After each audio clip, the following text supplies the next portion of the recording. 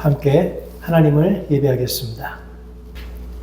여호와 우리 하나님이여, 우리를 구원하사 여러 나라로부터 모이시고 우리가 주의 거룩하신 이름을 감사하며 주의 영예를 찬양하게 하소서.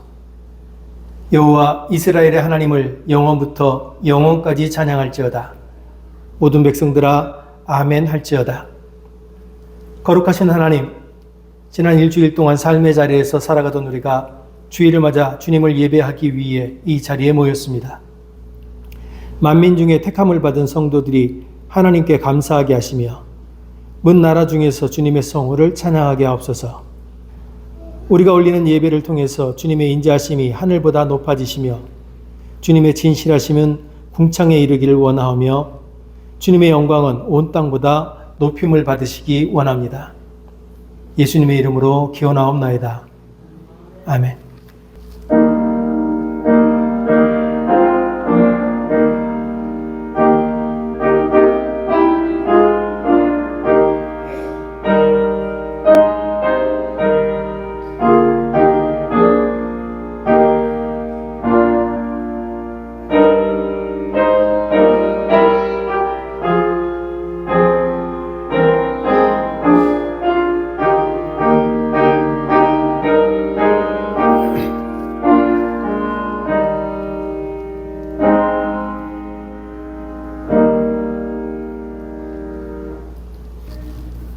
서지은 청년 기도할 때 다 함께 기도하시겠습니다. Dear God, thank you for bringing us together on this Sunday. We are grateful to have each other and to have you in our lives. Please help us open our hearts and minds to learn more about you through service. Life always contains the concept of the unknown. We do not know if we will feel anger, sadness, or fear. There is also uncertainty of happiness, excitement, and joy. We are bound to feel hardship at times, but also success. Please help us remember that you are our light and wisdom, even when it feels like our world is dark. We pray for you to comfort those that are dealing with sickness, violence, and pain. I pray we do not forget that you are the one constant in our lives.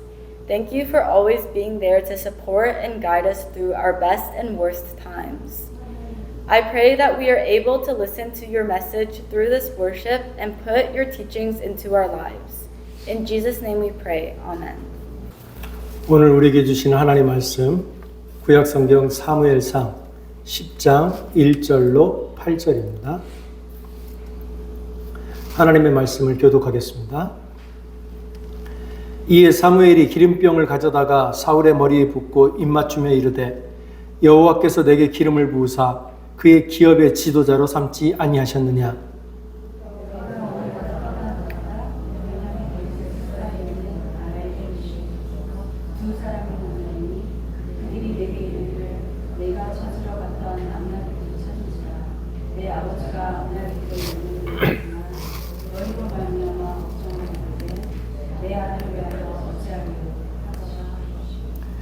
내가 거기서 더 나아가서 다볼 상수리의 나무에 이르면 거기서 하나님을 배우려고 베델로 올라가는 세 사람을 만나리니 한 사람은 염소 새끼 셋을 이끌었고 한 사람은 떡 세 덩이를 가졌고 한 사람은 포도주 한 가죽 부대를 가진 자라.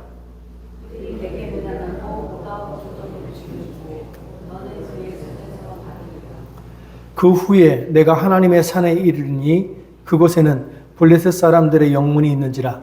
내가 그리로 가서 그 성읍으로 들어갈 때에 선지자의 무리가 산당에서부터 비파와 소고와 저와 수금을 앞세우고 예언하며 내려오는 것을 만날 것이요. 내게는 여호와의 영이 크게 임하리니 너도 그들과 함께 예언을 하고 변하여 새 사람이 되리라. 이 징조가 내게 임하거든 너는 기회를 따라 행하라. 하나님이 너와 함께 하시느니라. 너는 나보다 앞서 불사를 공격하라. 내가 내게 들려가서 정중한 허물을 이루니 내가 내게 가서 내가 행할 것을 가르치기까지. 원체는 제가 이렇게 말씀이 끝나고 나서도 이 찬양을 한 번 더 하려고 했거든요. 지금 제 마음이 흔들리고 있습니다. 이처럼 사람의 결심이라고 하는 건 바람에 흔들리는 갈대처럼 쉽게 흔들립니다. 어제 우리가 다짐했던 것들은 오늘의 후회로 바뀌고 오늘의 선택은 내일의 불안이 되기도 합니다. 그러나 하나님의 결심은 다릅니다. 하나님의 뜻은 시들지 않는 빛처럼 어제를 건너 오늘을 비추고 내일의 새벽같이도 한결같이 흐릅니다. 하나님의 결심은 흔들림이 없고 후회의 그림자조차 들지 않으며 두려움의 골짜기에서도 길을 여시는 능력입니다. 우리가 보기에 우리 눈에 우연처럼 스쳐가는 순간들도 그분의 손 안에서는 섭리의 실로 엮여서 한편의 거룩한 이야기가 되어갑니다. 사울의 이야기는 하나님의 섭리의 실타리 위에 놓여 있습니다. 베냐민 지파, 그 중에서도 가장 작은 가문의 아들, 높은 자리를 꿈꿔본 적도 없는 그저 조용한 청년입니다. 그러던 어느 날 아버지 집에 있던 사라진 암나귀를 찾아서 시종과 함께 언덕을 넘고 골짜기를 헤매며 에브라임 산지를 지나서 살리사와 사알림을 거쳐 숲과 들을 누비면서 방황했지만 그가 찾고 있던 것은 끝내 보이지 않았습니다. 그런데 이상하게 허망해 보이는 이 여행길을 성경은 아주 길게 기록하고 있습니다. 그 이유는 분명합니다. 하나님이 잃어버림으로 시작된 걸음을 부르심으로 바꾸어 사울에게 다가가고 계시기 때문입니다. 이 성경에 나오는 찾다라고 하는 히브리어는 바카시라고 발음이 되는데 이 바카시라고 하는 히브리어는 단순한 탐색을 말하는 게 아니라 마음속 깊은 곳에 갈망하고 손을 뻗어서 그것을 잡으려고 하는 절박한 몸짓이라는 뜻입니다. 또 아바르라고 하는 지나가다는 뜻의 히브리어는 단순하게 길을 걷는 행위를 말하는 게 아니라 자기가 가지고 있던 경계를 넘어서 이전에 자기의 한계를 벗어나서 새로운 곳으로 나아가려고 하는 의미를 가지고 있는 아주 상징적인 단어입니다. 당나귀를 쫓아가던 사울의 발걸음은 실패처럼 보였지만 그 걸음마다 하나님께서 보이지 않는 손으로 그의 좁은 세계를 조금씩 넓혀가고 계셨습니다. 단순히 잃어버린 것을 찾아서 길을 걷던 사울의 눈에는 아무것도 보이지 않았습니다. 그러나 그 길에 하나님이 역사하시자 사울은 자신도 모르는 사이에 자신의 한계를 건너고 있었습니다. 그저 보잘것없던 그 하루는 한 나라의 문을 여는 여명이 되어서 이스라엘과 사울을 비추고 있었습니다. 하나님의 결심은 사람이 멈춘 자리에서 다시 시작되고 우연처럼 보이는 길 위에서 섭리의 흔적을 남겨놓으십니다. 그리고 그 하나님의 사랑은 결국 한 사람을 불러 한 민족의 첫 걸음을 시작하게 하셨습니다. 사울이 당나귀를 찾아 헤매고 있던 그날 하나님의 보이지 않는 손길이 보이지 않는 곳에서 또 하나의 사건을 열고 있었습니다. 라마라고 하는 것, 언덕이 선교자의 고요한 거처에 하나님의 음성이 사무엘에게 들려왔습니다. 오늘 이맘때 내가 베냐민 땅에서 한 사람을 너에게 보내리니 너는 그에게 기름을 부어 내 백성 이스라엘의 지도자로 삼으라. 여기서 이 보내다라고 하는 히브리어 살라흐는 단순한 이동을 말하는 게 아닙니다. 이 살라흐라는 말의 뜻은 뜻을 담은 파견, 사명을 향한 발걸음이라고 하는 뜻이 담겨져 있습니다. 이 단어를 통해서 우리가 성경을 볼 때 처음에는 사울이 단순하게 잃어버린 당나귀를 찾아서 떠났다고 믿지만 사울이 당나귀를 찾아서 떠나는 그 첫 발걸음부터 하나님은 이미 사울을 이스라엘의 왕으로 삼기 위해서 보내는 역사를 시작하고 계셨다는 걸 알 수 있다는 겁니다. 사울은 전혀 알지 못하는 그 길 위에서 하나님의 결심은 미리 기다리고 있었던 겁니다. 그리고 그 하나님의 결심이 사울을 사무엘이 있는 라마에 이르게 합니다. 사무엘은 사울을 만난 후에 그를 연회에 초대합니다. 그리고 연회에서 가장 높은 자리에 앉히고 그 앞에 가장 좋은 것들을 내놓습니다. 그리고 사울과 사무엘은 따로 밤이 깊도록 만나서 이야기를 합니다. 그 깊은 시간, 사무엘의 입을 통해 나온 말들을 통해 사울의 심장이 뜨거워지기 시작했습니다.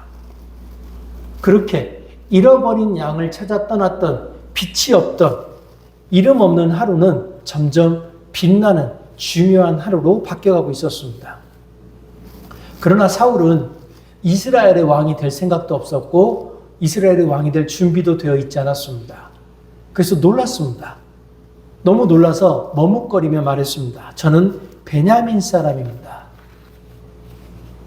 이 단어가 우리한테는 그냥 베냐민인가 보다 그렇지만 이스라엘 사람들에겐 굉장히 큰 단어입니다. 12지파 중 가장 작은 지파. 사사기 때 잘못을 한 죄로 인하여 이스라엘 나머지 11지파에게 초죽음이 되도록 죽임을 당했던 지파.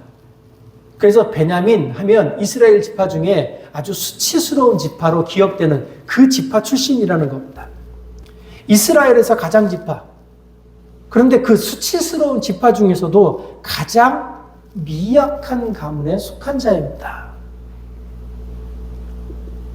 사울은 여전히 작고 낯설고 준비되지 않았지만 하나님은 이미 그의 어깨에 기름을 붓고 계셨습니다. 여기서 우리는 하나님의 눈길과 사람의 손길이 시선이 얼마나 다른지 알 수 있습니다. 사울은 계속해서 자신이 작다라고 말합니다. 작은 지파, 작은 가문, 작디 작은 자신.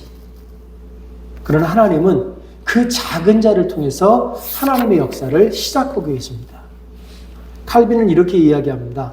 하나님이 우리를 높이려고 하실 때 먼저 우리를 낮추시는 것은 우리가 헛된 자신감으로 교만하지 않게 하려는 것이다. 하나님은 사울을 낮은 자리에서 부르셨습니다. 그 낮아짐이 곧 세움의 시작이었습니다. 우리는 지금 링컨 땅의 작은 한 모퉁이에 자리 잡고 있습니다. 제가 찾아보니까 링컨 인구가 이제 30만이 넘었답니다. 그리고 제가 링컨 한인교회 오던 4년 전 정도에 이곳 한인 인구가 몇 명이냐고 여쭤봤을 때 300이라고 그러셨는데 지금 한 500명 된답니다. 30만 인구의 작은 도시, 그 중에 500명이라는 한인, 그 중에 20명, 30명의 작디 작은 무리. 숫자는 작고 눈에 띄진 않지만 하나님 보시기에 이 작다는 것은 결코 작음이 아닙니다. 왜냐하면 하나님은 작다고 여겨지는 자들을 통해서 자신의 뜻을 펼치시기 때문입니다. 잃어버린 것을 찾는 것에서 시작된 소소한 여정 속에서 우리가 생각 없이 지나쳤던 그 길목에서 하나님은 이미 당신의 이야기를 쓰고 계십니다. 사울이 걷던 그 길, 그 발끝을 따라서 하나님의 결심이 피어났듯이 지금 이 순간 여러분의 삶 위에서도 하나님의 계획이 조용하게 그러나 분명하게 열리고 있습니다.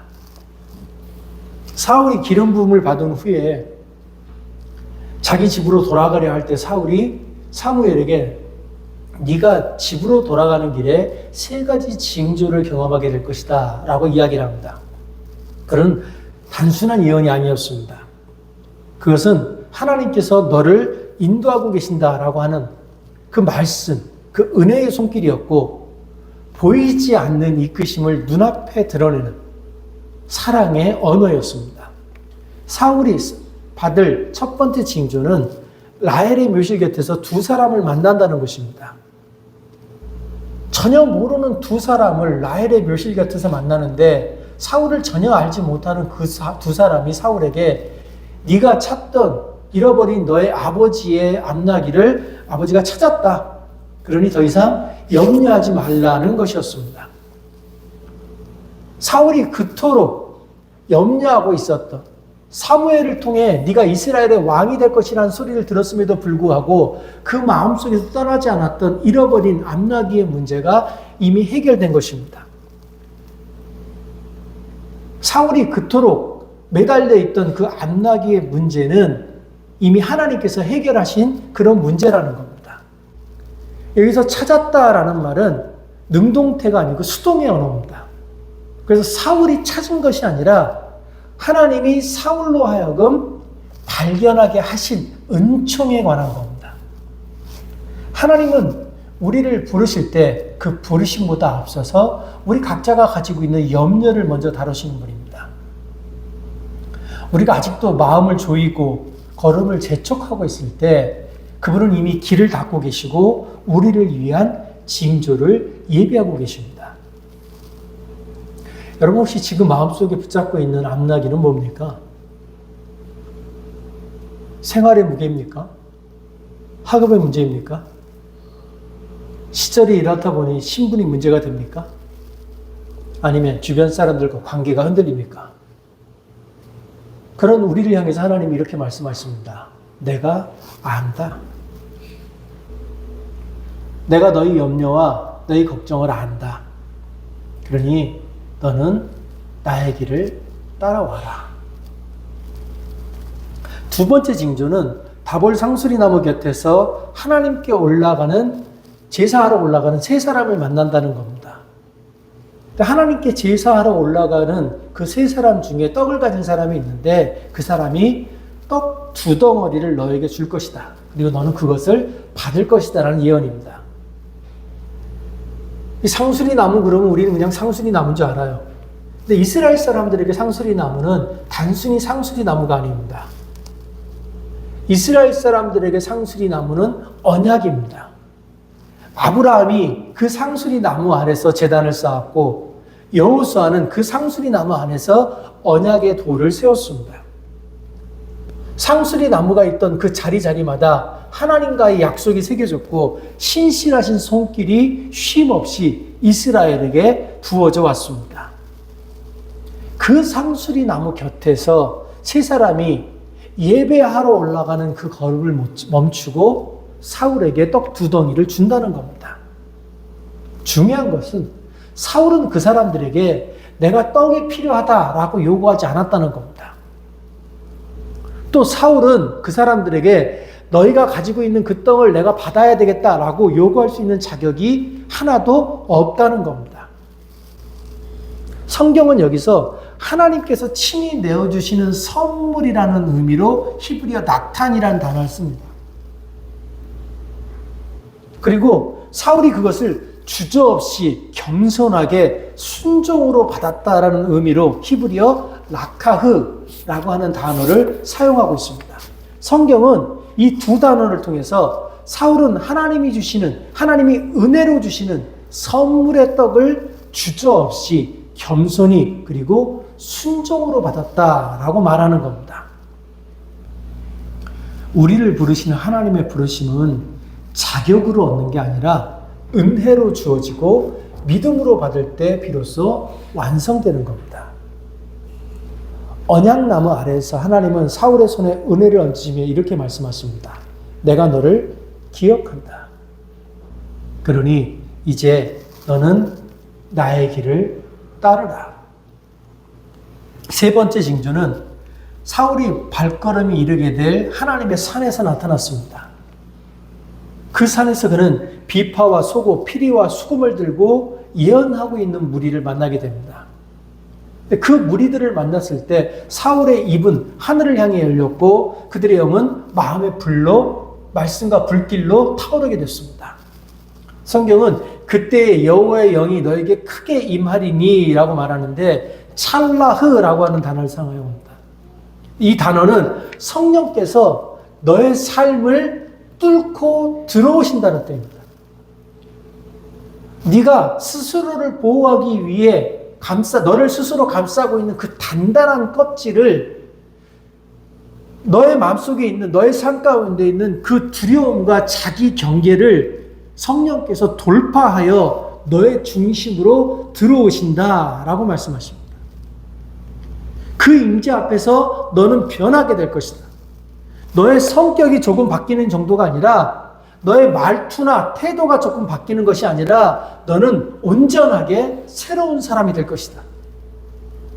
예전의 너와는 결코 같지 않은 성령 안에서 전혀 새로운 존재로 태어날 것이다 라는 말씀을 하는 겁니다. 이 세 가지 징조를 통해서 성경은 우리에게 이렇게 말합니다. 내가 너의 삶을 주관하고 있다. 너는 나의 백성이다. 이제 성령 안에서 새 사람으로 살아가라. 디트리히 보네퍼는 옥중서신에서 이렇게 말합니다. 하나님은 우리가 원하는 모든 것을 주시지는 않지만 반드시 약속을 이루시며 가장 좋은 길로, 가장 곧은 길로 우리를 이끄신다. 우리가 지금 앉아있는 이 자리가 우리 개개인에게는 혹시 우연처럼 느껴질 수 있습니다. 그러나 사울의 징조를 살펴보면서 우리가 사울을 향한 하나님의 부르심을 확인했던 것처럼 우리 각자의 인생에도 하나님의 숨겨진 징조들이 있습니다. 그 징조를 붙들고 걷는 이에게는 하나님의 길은 우연처럼 시작되어서 결국은 섭리로 완성됩니다. 사무엘의 마지막 말은 사울의 운명을 열었습니다. 그때에 여호와의 영이 내게 크게 임하리니 너도 그들과 함께 예언하고 변하여 새 사람이 되리라. 우리는 종종 성령의 역사, 성령의 임하심 그러면 가슴을 뜨겁게 하는 감정이나 눈에 보이는 기적을 자꾸 상상합니다. 그런데 성경을 통해서 우리에게 계시된 그 성령 하나님은 사람을 근본부터 새롭게 빚으시는 분입니다. 히브리어 이시 아헤르, 이 새 사람이라고 하는 단어는요, 조금 낮은 모습을 말하는 게 아닙니다. 기차로 따지면 궤도가 전혀 새로운 곳으로 옮겨진 삶. 이전에 살아가던 내 삶의 패턴을 완전하게 벗어버리고 하나님의 형상으로 새롭게 지어진 삶을 말합니다. 성령이 사울에게 임했을 때 사울의 입술이 달라졌습니다. 하늘의 언어가 그의 입을 통해서 흘렀고 사람들은 이렇게 말했습니다. 그도 예언자 중에 있느냐. 그러나 그것은 단지 말의 변화가 아니었습니다. 그것은 그의 정체성, 그가 두려워하는 것, 그리고 그의 세계관이 변했다는 것이었습니다. 하나님의 영은 사울의 안으로부터 그를 새롭게 하셨고 그는 더 이상 어제의 사울이 아니었습니다. 그런데 사무엘은 하나님의 영에 사로잡혀서 예언을 하고 있는 그 사울에게 뜻밖의 지시를 내립니다. 너는 나보다 먼저 길갈로 내려가라. 내가 내게로 내려가서 번제와 화목제를 드리니 내가 내게 행할 일을 가르칠 때까지 7일 동안 기다리라. 교회 다니시면서 기도원 다니시면서 기도 좀 해보시고 뜨거운 감정을 느끼셨던 분들은 다 알 텐데요. 내 안에 성령이 임한 것 같은 느낌이 들면 나가서 뭘 막 하고 싶거든요. 내가 성령을 받았다는 걸 어디 가서 증거하고 싶거든요. 내가 예수 믿는다는 걸 어디 가서 막 말하고 싶거든요. 그런데 그 뜨거운 성령의 불길을 경험한 자에게 입술이 열 때마다 예언이 나오고 하나님을 찬양하는 그 방언이 나오는 자에게 사울이 가장 먼저 명령한 것은 나와서 하나님을 위하여 싸우라가 아니라 가서 7일 동안 기다려라 라는 거였습니다. 기다린다는 것, 그것은 침묵 속에 있는 순종입니다.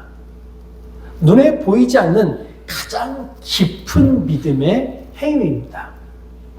기다리라는 말은요, 긴 숨을 안고 멈추어서 서 있는 것, 내 손에 조급함을 거두고 하나님이 내 인생에서 일하실 수 있도록 내 삶의 자리, 내 삶의 공간을 내어드리는 것을 말합니다. 성령 하나님의 임재하심을 경험한 사울이 가장 먼저 배워야 했던 것은 하나님의 능력으로 움직이는 법이 아니라 자신의 전 존재를 하나님께 내어드리는 법이었습니다. 이제 우리 스스로의 삶을 돌아봐야 합니다. 우리가 살아가는 세상은 모든 것이 빠르게 변하는 시대입니다. 정치도, 경제도, 관계도 순식간에 바뀌는 오늘의 세상 속에서 사람들은, 세상은 우리에게 이렇게 말합니다. 빨리 결정하고 빨리 움직여라. 그러나 하나님의 나라는 속도가 아니라 방향으로 움직입니다. 혼란의 물결 속에서 하나님의 사람은 오히려 한 걸음 멈추고 말씀을 기다리고 그 침묵 속에서 다시 길을 찾는 사람들입니다. 길갈에서 사울이 배우던 그 기다림은 오늘 이 작은 예배당 안에 모여있는 우리에게도 동일한 부르심으로 다가오고 있습니다. 존 스타트는 이렇게 말합니다.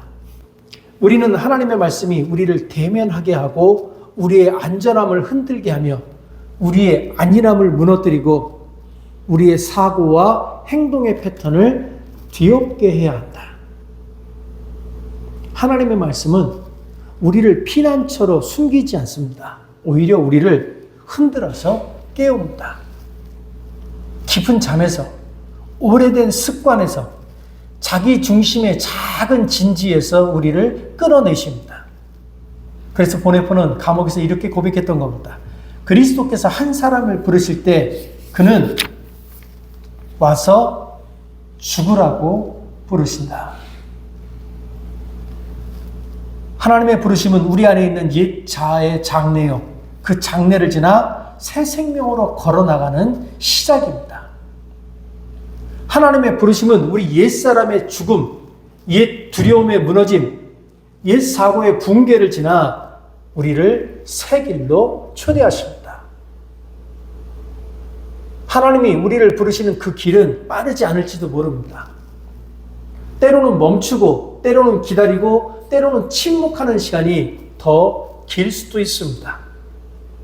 그러나 그 길 위에는 주님의 결심이 있고 그 주님의 결심은 결코 흔들리지 않습니다. 그러니 오늘 우리가 드릴 수 있는 고백은 이토록 소박하면서도 깊은 것입니다. 주님, 내 인생은 흔들려도 당신의 결심은 흔들리지 않습니다. 그러니 이제는 서두르지 않겠습니다. 잠잠히 기다리겠습니다. 당신이 부르시는 그 길을 성령과 함께 조용히 걸어가겠습니다.